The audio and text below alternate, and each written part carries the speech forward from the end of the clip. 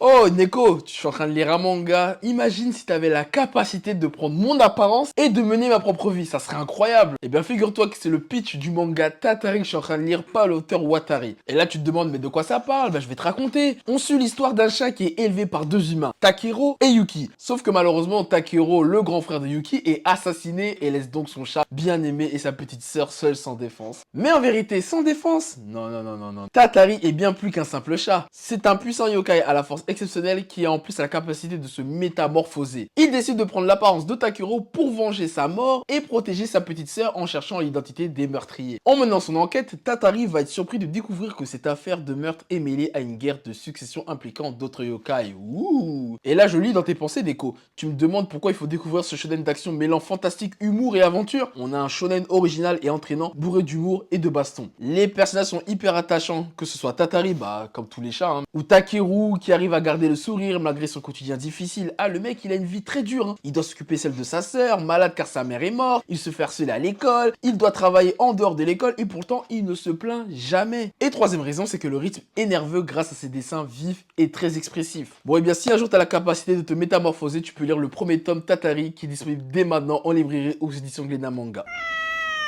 Hey, mais tu t'es transformé en moi là?